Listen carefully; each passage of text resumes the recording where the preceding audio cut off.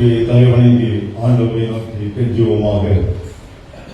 எங்கள் அன்பின் பரமதகப்பனே, அப்பா, இப்போது இந்த அஞ்ஞான சமயத்தை, கிருபையுள்ள சமயத்தை கட்டளையிட்டே உங்கள் பரிசுத்த நாமத்தை துதிக்கிறோம், சோசரிக்கிறோம். கர்த்தாவே, ஐயா, இந்த கோடை காலத்தை நினைத்து மிகவும் அச்சம் கொண்டோம், பயந்து கொண்டிருந்தோம். வெயிலின் உக்கிரம் எப்படி இருக்க போகிறது என்று நினைத்தோம். ஆனால் குளிர்ச்சியான காலத்தை கட்டளையிட்டிருக்கிறீரே, நன்றி தகப்பனே. ஆண்டவரே, எங்கள் ஆவிக்குரிய வாழ்க்கையிலே அனலைத்தாரும் அப்பா பிதாவே, பேசுகிற அடிமையோடு கூட எடுத்து உபயோகிக்கும். இயேசு மூலம் உங்களது தகப்பனே, ஆமென். கர்த்தருக்கு ஸ்தோத்திரம். உங்கள் மத்தியிலே தேவ செய்தியை பகிர்ந்து கொள்ள தகுந்த கிருபையை மறுபடியும் அவரை துதிக்கிறேன். நான் பிரசங்கத்திற்கு முன்னதாக இந்த மௌத்தார்கனிலே ஒரு பாடல் ஒன்றை வாசிக்க விரும்புகிறேன். நீங்கள் இன்னும் ஈஸ்டர் பண்டிகையை மறந்திருக்க மாட்டீர்கள். சமீபத்தில் தான் கொண்டாடினோம்.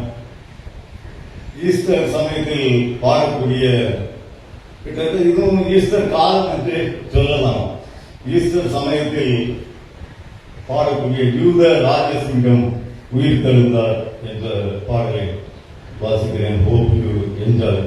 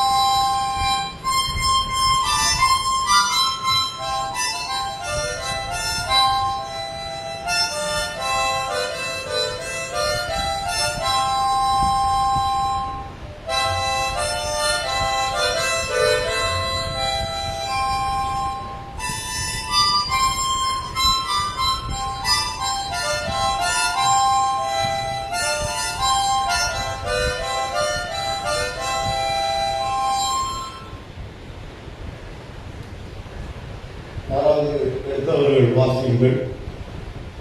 மத்தேயு எழுதின சுவிசேஷம் 28ஆம் அதிகாரம் 6ஆம் வசனம். மத்தேயு 28:6.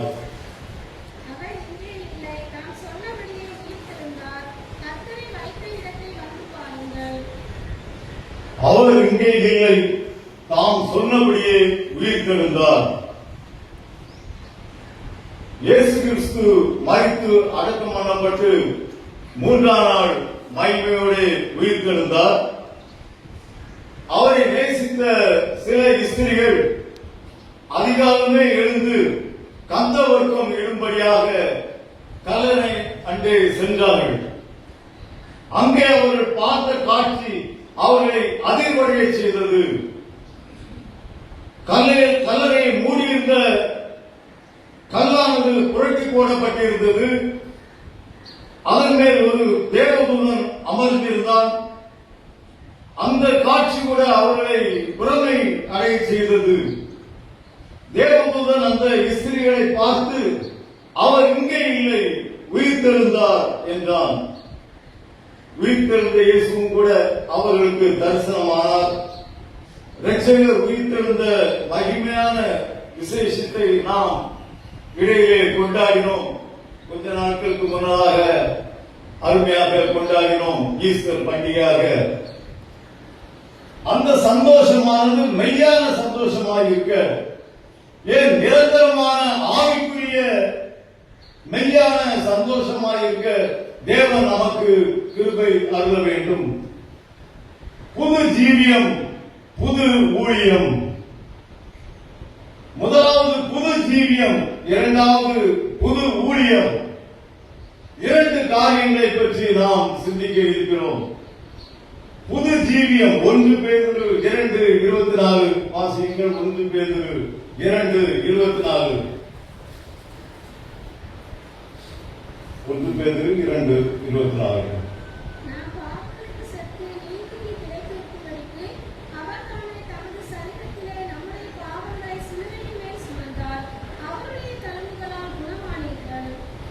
நான் வாசிக்கிறேன். நாம் பாவங்களுக்கு செத்து நீதிக்கு பிழைத்திருக்கும்படிக்கு அவர்தானே தமது சரீரத்திலே நமது பாவங்களை சிலுவையின் மேல் சுமந்தார். நீதிக்கு பிழைத்திருக்கும்படி புது ஜீவியம் நம்மிடத்திலே காணப்பட வேண்டும்.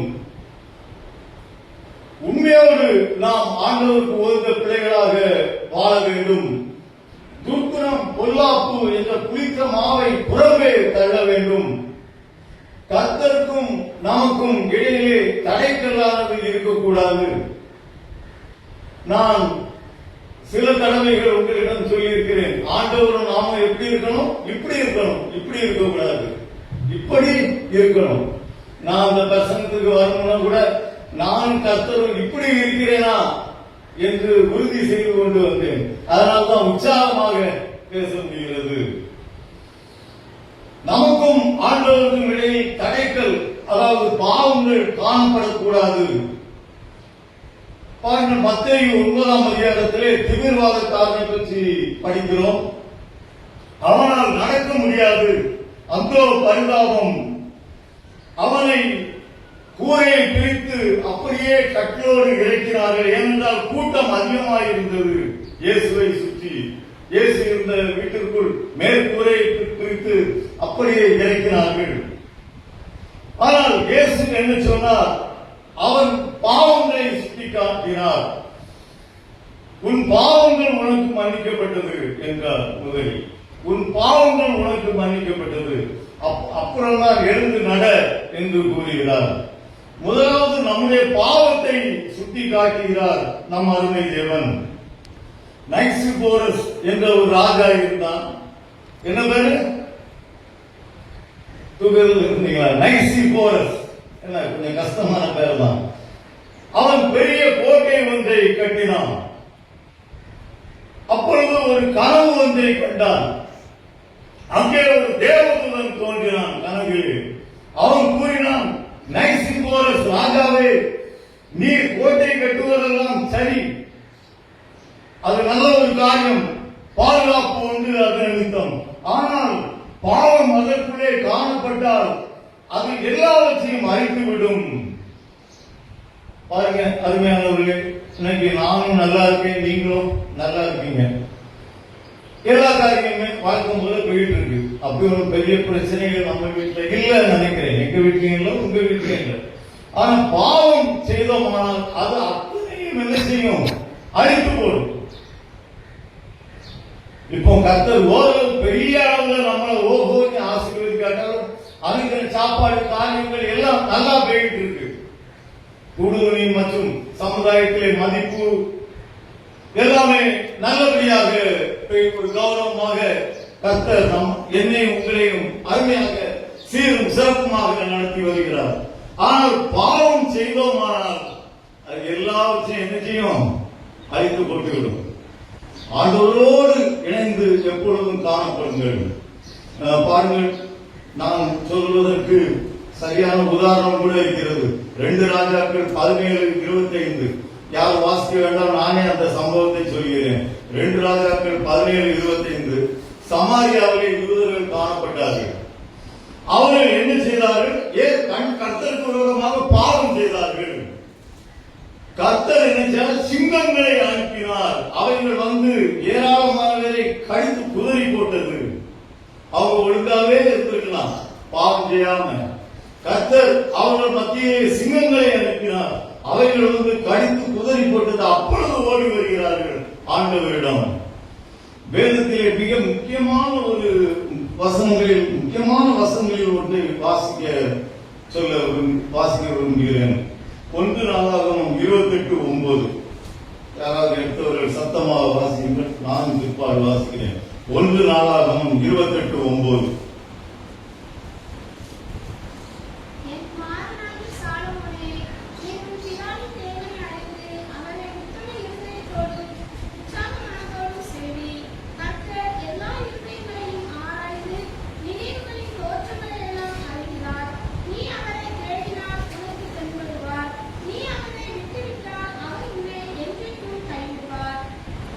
இது வேதாகமத்தில் உள்ள அருமையான வசனங்களில் ஒன்று. நன்றாக கவனித்துக் கொள்ளுங்கள். நானும் சத்தமாக வாசிக்கிறேன். தேவனை அறிந்து அவரை உத்தம இருதயத்தோடும் உற்சாக மனதோடும் சேவி. எப்படி சேவிக்கணுமா? உத்தம இருதயத்தோடு சேவிக்கணுமா? கள்ளத்தனமா இல்ல, கள்ள மனதாக இல்லை. அது மட்டுமல்ல, உற்சாக மனதோடும் சேவி. கர்த்தர் எல்லா இருதயங்களையும் ஆராய்ந்து நினைவுகளின் தோற்றங்களை எல்லாம் அறிகிறார். நீ அவரை தேடினால் உனக்கு தென்படுவார், நீ அவரை விட்டுவிட்டால் அவர் உன்னை கைவிடுவார். எபிரேய பாஷையிலே மனிதன் என்பதற்கு இஷ் என்பார்களாம், ISH. இப்போ ஆங்கிலத்தில் மனிதனுக்கு என்ன சொல்றோம்? சொல்லுவோம் மேன் சொல்றோம். தமிழ்ல மனிதன் அல்ல மனுஷன் நீ சொல்றோம். எபிரேய பாஷையில என்ன சொல்லுவாங்கன்னா இஷ். அப்ப அங்கெல்லாம் இப்படிதான் பண்ணுவாங்க. ஒருத்தன் போறா, ஏ மனுஷன் இங்க வா, நம்ம ஏ இஷ் இங்க வா, இங்கதான் கூட்டம். அப்போ பாருங்க, அந்த இஷ் மனிதன் என்பதற்கு என்ன அர்த்தம்? எவன் ஒருவனுக்குள் பரிசுத்த அக்கினி எரிகிறதோ அந்த அக்கினி அவனை மோட்சத்திற்கு நேராக எடுத்து செல்கிறது. அந்த மனிதன் என்பதற்கு எபிரேய பாஷையில் என்ன அர்த்தம்? எவன் ஒருவனுக்குள் பரிசுத்த அக்கினி எரிகிறதோ அந்த அக்கினி அவனை மோட்சத்திற்கு நேராக எடுத்து செல்கிறது. Only the person in whom the holy fire burns and whose flame burns toward heaven. பாருங்கள், உண்மையிலே நாம் ஆண்டவருக்கு உண்மையாக வாழ வேண்டும். அந்த இஷ் என்பதற்கு நாம் என்ன அர்த்தம் பார்த்தோம், அந்த அர்த்தத்தின்படி பரிசுத்த அக்கினி எரிய வேண்டும். நமக்குள்ளே அந்த அக்கினியானது மோட்சத்திற்கு நேராக நம்மை எடுத்து செல்ல வேண்டும். இந்த வாழ்க்கையானது நிலையில்லாத ஒரு வாழ்க்கையாக இருக்கிறது. அன்றைக்கு காயப்பட்டத்தில் ஒரு இன்ஜினியரை தேடி சென்றேன். அவர்கள் எனக்கு பதிலே சொல்ல மாட்டேங்கிறார்கள். நான் காரணத்தை சொல்றேன். அந்த ஐயா பேர சொல்லி கேட்கிறேன், அவங்கள பார்க்கணும். உடனே ஏன் இறந்த பார்க்கிறாரு, அந்த டிபார்ட்மெண்ட்ல வேலை பார்க்கிறாரு. நீங்க அவங்களுக்கு யாரு? நான் ஒரு மாசத்துக்கு முன்னால அவரை பார்த்தேன், அந்த இன்ஜினியரை பார்த்தேன். நீங்க அவருக்கு யாரு இருக்கிறார்? சொந்தமா நண்பர்? இல்ல சார், சும்மா சொந்தமும் கிடையாது, நண்பரும் கிடையாது. சார தெரியும், கொஞ்சம் இன்னைக்கு ஒரு விஷயமா பார்க்கணும் அவங்க. அப்படி இருந்தும் பதில் சொல்ல மாட்டேங்க. நீங்க எத்தனை நாளைக்கு இதுக்கு முன்னால எப்ப பாத்தீங்க? ஒரு மாசத்துக்கு முன்னால. நீங்க ஏதாவது கேள்விப்பட்டீங்களா? இல்லையே சார், ஒன்னும் எதுவும் சோம்பலாம இருக்காங்களோ. அப்ப நீங்க சொந்தமும் கிடையாது, நண்பரும் கிடையாது. சரி சொல்றோம், அவங்க இறந்துட்டாங்க. எனக்கு தூக்கி வாரி போட்டது. அவர் எனக்கு சொந்தமும் கிடையாது, நண்பரும் கிடையாது. ஒரு மாதத்துக்கு முன்னால பார்த்தேன், நல்ல ஆரோக்கியமாக காணப்பட்டார். எந்த ஒரு குறைவும் கிடையாது. உள்ளுக்குள்ள எனக்கு தெரியாது, கர்த்தருக்கு தெரியும், சம்பந்தப்பட்ட நபருக்கு தெரியும். பாருங்க, நம்முடைய வாழ்க்கை இப்படித்தான் இருக்கிறது. ஆகவே 24 நேரம் நம்ம ஆண்டவருக்கு உண்மை உத்தமமாக நாம் வாழ வேண்டும். 1 பேதுரு 1:15 நானே வாசிக்கிறேன். உங்களை அழைத்தவர் பரிசுத்தமாய் இருக்கிறது போல நீங்கள் உங்கள் நடைமுறையில் எல்லாவற்றிலும் பரிசுத்தமாயிருங்கள். சங்கீதம் 51:10 காணப்படுகிறபடியாக சுத்தமான கைகள் வேண்டும்.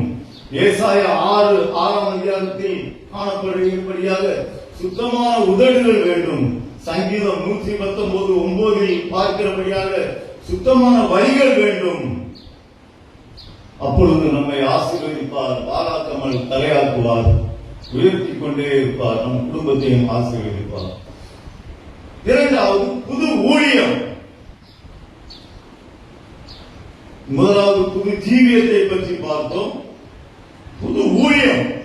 உயிர்த்தெழுந்த இயேசு புது ஊழியத்தை கட்டிவிட்டார். மார்க் 16:15 யாராவது வாசியுங்கள். மார்க் 16:15.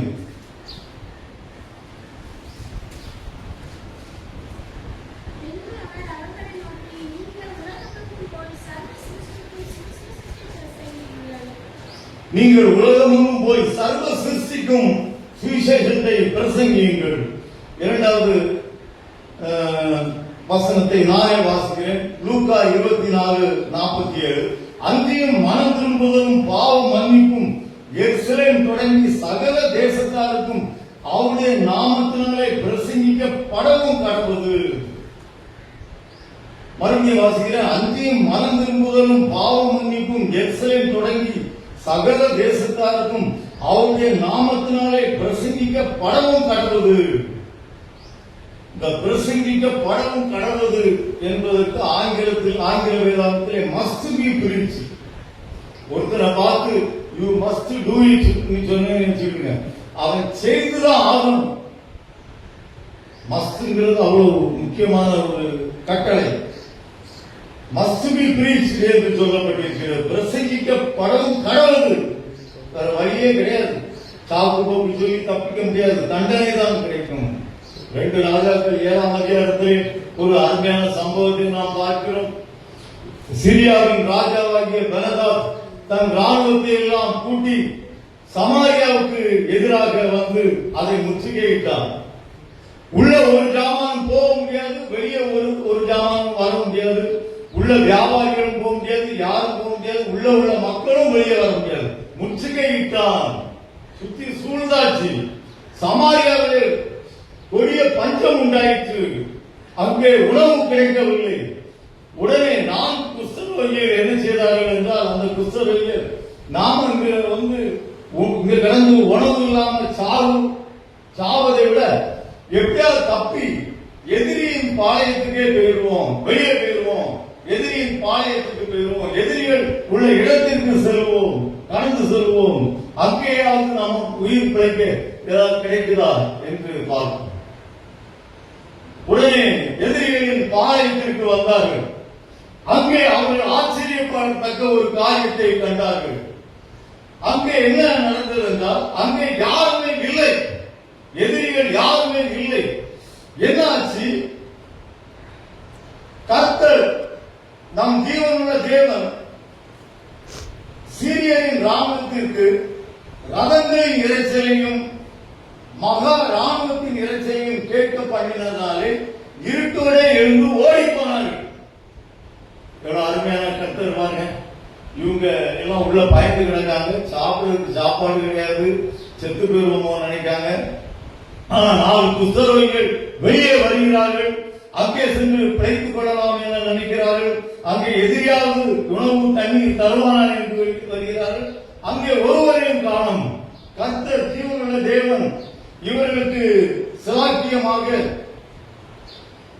ரதங்களின் இறைச்சலையும் மகா ராணுவத்தின் இறைச்சலையும் கேட்க பண்ணினதனால் எதிரிகள் ஓடி போனார்கள். உடனே பார்த்தால் அங்கே ஏராளமான உணவு, தண்ணீர் மற்றும் தங்கம், வெள்ளி எல்லாம் சிதறி கிடந்தது. அப்போ சொல்லலாம், இந்நாள் நற்செய்தியை அறிவிக்கும் நாள், இந்நாள் நற்செய்தியை அறிவிக்கும் நாள். நாம் மௌனமாயிருந்து விடியும் மட்டும் காத்திருந்தால் குற்றம் நம்மை சுமரும். இப்போதும் நாம் போய் அரண்மனையாருக்கு இதை அறிவிப்போம் வாருங்கள். இந்நாள் நற்செய்தி அறிவிக்கும் நாள், மற்றவர்களுக்கு நற்செய்தி அறிவிக்கும் நாள். பாருங்கள், இந்த +2 எல்லாமோ பரீட்சை முடிவுகள் வந்தது. +2 10th எல்லாம் எத்தனையோ மாணவிகள் தற்கொலை பண்ணிவிட்டார்கள். எனக்கு மிகவும் இது பெரிய இதெல்லாம் சப்பு மேட்டர். சில தோல்வி அப்புறம் பரிச்சு கேரளாவெல்லாம் +2 ஒரு பாடம் பெரியலாம். நீங்க அத்தனை பாடத்தையும் சேர்த்து சார், அத்தனை பாடத்தையும் சேர்த்து எழுதணுமா? அதான் அந்த மக்கள்கிட்ட தமிழர்களோட அறிவு நிறைய இருக்கும். அங்குள்ள கல்லூரிகள்லாம் பாடம் ரொம்ப கஷ்டம். அத்தனை சார் இங்க அப்படி இல்லை. நீங்க எது பெய்யாதீங்களோ அதை உடனே எழுதி பாஸ் பண்ணிட்டு போயிடலாம். அப்போ பாருங்க, இதுக்கு போய் சாவுறாங்க. ஒருவேளை அவங்க ஏற்கனவே ஆண்டவராகி இயேசு கிறிஸ்துவை அறிந்திருந்தால் அதன் மூலம் ஒரு தெம்பு கிடைச்சிருக்கும். பரவாயில்ல, கர்த்தர் எனக்கு உதவுவார், நான் வாழ்க்கையிலே முன்னுக்கு வருவேன், முன்னேறுவேன் என்று. அப்ப நம்ம தான் அவங்க மக்களுக்கு நற்செய்தியை அறிவிக்க மாட்டேன் என்கிறோம். பிஷப் அசரியா அவர்கள் வெள்ளாளமலையைச் சேர்ந்தவர்கள் 1939 ஏப்ரல் மாசத்திலே பம்பாயிலே ஒரு கூட்டத்திலே பேசினார்கள். அவர்கள் என்ன சொன்னார்கள்? திருச்சபை தொழுவத்திற்கு வெளியே உள்ள ஆடுகளை தேட நியமிக்கப்பட்டிருக்கிறது. இப்போ இது ஒரு திருச்சபை, முத்துகிருஷ்ணாபுரம். இந்த திருச்சபைக்கு என்ன வேலை? வெளியே உள்ள ஆடுகளை தேட நியமிக்கப்பட்டிருக்கிறது. வெளியே உள்ள மக்களை திருச்சபைக்கு கொண்டு வர. ஆனா நம்ம திருச்சபையில் என்ன நடக்குது? யார் புதுசா வர்றாங்க? சொல்லப்போனா கேவலம். நம்ம ஊழியமே செய்ய கிடையாது, நம்ம ஜெபம் பண்றது கிடையாது, ஊழியம் செய்ய அங்கு நல்லா தின்னுட்டு அப்படியே சும்மா இருக்கும்.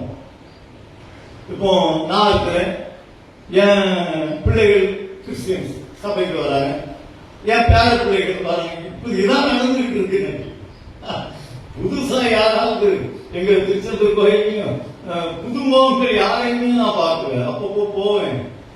போனா அங்க எல்லாம் எல்லா முகமும் தெரிஞ்ச முகம். இது யாருன்னு கேட்கறதுக்கு ஒருத்தரும் இல்லை. ஏன்னா இவங்க வெளியே ஊழியமே செய்யறதும் கிடையாது. உள்ள அடிப்படை போடுறதுக்கே தான் நமக்கு கண்ட சச்சரவுக்கே தான் காலம் நேரம் இங்கு ஊழியம் செய்ய கிளிக்க பாருங்க. மேலும் பிஷப் அசரியா அவர்கள் சொன்னார்கள், ஒரு சபை ஜீவனற்று சுயநலம் உள்ளதாக இருக்குமானால் ஆலயத்தை கூட்டி புதிதாக ஆத்துமாக்களை சபையில் ஆண்டவரிடம் கொண்டு வர மட்டும் ஆராதனை இல்லை என்று சொல்வதே நான். அவர் சொல்றாரு, பேராயர் அசரியா, நீங்க ஊழியம் செய்து வெளியே போய் ஊழியம் செய்து புதுசா ஆத்துமாக்களை சபைக்கு கொண்டு வராட்டா பெட்டர் நீ கோயிலை பூட்டிரு, ஆராதனையே வேண்டாம் பார்க்க. நான் சொல்லல, பேராயர் பிஷப் அசரியா அவர்கள் சொல்லுகிறார். அப்படி நான் சொன்னபடி எங்க அம்மா நான் ஒரே எங்க இந்த அப்பா அம்மாவுக்கு நான் ஒரே பையன், நான் கோயிலுக்கு போறேன். அதனால என் பிள்ளைகள் வந்து என் பிள்ளைகளுடைய பிள்ளைகள் வந்து இந்த கதை தான் நடக்கக்கூடிய. புதுசா ஒருவரையாவது கொண்டு வந்தவங்க அதுக்கு ஒரு கேவலம். அதான் பிஷப் அசரியா ஆவேசமாக பேசுகிறார், கோபத்தில் பேசி எழுந்தார். பூட்டியா கோயில வேண்டாம், நீ ஊழியமே செய்யல, புதுசா ஆத்துமாக்களை ஆண்டவர்களுக்கு கொண்டு வர மட்டும் கோயில பூட்டி ஆராதனை இல்லைன்னு சொல்லு என்று ஆவேசமாக கதறுகிறார். 2 ராஜாக்கள் 18 ஒரு சம்பவத்தை பார்க்கிறோம். தாவீதுக்கு போட்டியாக எழுந்து யுத்தம் செய்த மகனை பார்க்கிறோம். அப்சலோம், அவனுடைய முடிவை பார்க்கிறோம். பாருங்க, நமக்கு கூட எதிரிகளுக்கு இருக்கதான் செய்யறாங்க. யாராவது நம்மளை பற்றி புறம் ஒரு நாள் தீமையான காரியங்கள் சொன்னா நமக்கு வேதனை. பாருங்க, இங்க மகனே தகப்பனுக்கு விரோதமாக தகப்பனை கொலை செய்ய வேண்டும் என்று விரும்புகிறான். பாருங்க, அது எவ்வளவு பயங்கரமான காரியம். அது தாவீதுக்கு விரோதமான பாவம் மட்டுமல்ல, அவன் தாவீதுக்கு விரோதமாக மட்டும் பாவம் செய்யவில்லை, கர்த்தருக்கு விரோதமான பாவமாகும். தகப்பனுடைய ராஜ்யத்தை பிடுங்க பார்த்தான் அந்த அப்சலோம். அவன் மிகவும் அழகுள்ளவன், நீளமான கூந்தல் உள்ளவன். அவன் காலத்திலே அவன் மிகவும் அழகுள்ளவனாய் காணப்பட்டான். தாவீதின் மகனாகிய அப்சலோம் தகப்பனை கொல்ல பார்க்கிறான். ஆனால் அப்சலோம் ஏறி வந்த கோவேர் கழுதை கருவாலி மரத்தின் கீழ் வரும்போது அவனுடைய தலை கருவாலி மரத்தின் மேல் மாட்டிக்கொண்டது. குதிரையானது அப்படியே துள்ளி துள்ளி வருமாம்பதுங்க. எங்க தாத்தா அப்பா மேல குதிரையில போவாங்க. பார்த்துருங்க, வெள்ளக்காரங்கிட்ட வேலை பார்த்தா வந்து அப்படி சொல்லுவாங்க, குதிரையில வந்துகிட்டு இங்கிலீஷ்ல பேசிக்கிட்டாங்க சொல்லுவாங்க. அவ்வளவு பெருமையா வளர்ந்துருக்காங்க. அப்போ இந்த அப்சலோமுடைய தலையானது கருவாலி மரணத்தில் அவனுடைய முடியானது சிக்கிக்கொண்டு அவன் வானத்துக்கும் கீழே பூமிக்கும் கீழே இடையில் தொங்கினான். ஆக அதை யோவாப் கேள்விப்பட்டு 3 வல்லையங்கள் ஈட்டியா இருக்கும் நினைக்கிறேன், அந்த கொலை வல்லையங்களை எரிந்தான். அப்சலோமின் நெஞ்சிலே குத்தினான். அவன் மறித்து போனான். சுற்றி இருந்த சேவர்கள் எல்லாம் அவனை அடித்துக் கொண்டு போட்டார்கள். பாருங்கள், உங்களுக்கு விரோதமாக எதிரிகள் எழும்புகிறார்களா? நீங்கள் ஆண்டவருக்கு உண்மை உத்தமமாய் காணப்படுகிறீர்களா? அவர்கள் ஒன்றுமில்லாமல் போவார்கள். அப்சலோம் தான் அவங்களுக்கும். ஆனா நீங்கள் கர்த்தருக்கு உண்மையா இருக்கணும். இல்லாட்டா நம்மளும் அவங்க கையில பிடிச்சு கொடுத்துருவாரு. நான் இன்னைக்கு எங்கேயும் சொல்றேன், இன்னைக்கு நம்ம வேலைக்காரங்க உண்மை உத்தமமா கிடையாது ஆண்டவர் பார்வையில். அதனால கண்டிப்பா இஸ்ரவேல் மக்களை எதிரி ராஜாக்களிடத்தை கர்த்தர் பிடித்து கொடுத்தார். அதே மாதிரி இந்தியாவில் உள்ள வேலைக்காரங்களை எதிரிகளுக்கு பிடித்து கொடுத்ததான் செய்வார். அவர்கள் நம்மை நாசமாக்குவார்கள். ஏனென்றால் வேலைக்காரங்க யாரும் ஜெபம் பண்ணல, உண்மையாயும் உத்தமமாயும் வாழல, மனம்போல வாழ்கிறார்கள். அதனால எதிரிகள்கிட்ட நம்மளை பிடிச்சுதான் கொடுப்பாரு. கர்த்தரே அதை செய்வார் என்று சொல்லி மனம் திரும்புங்க என்று சொல்றேன். அப்போ அங்கே அப்சலோம் மறித்து போனான். யோவாப் கூஷி என்பவனை அழைத்து இந்த செய்தியை ராஜாவுக்கு அறிவி, தாவீதுக்கு அறிவி என்றார். என்ன செய்தி? மகன் செத்து போனாங்கிற செய்தி.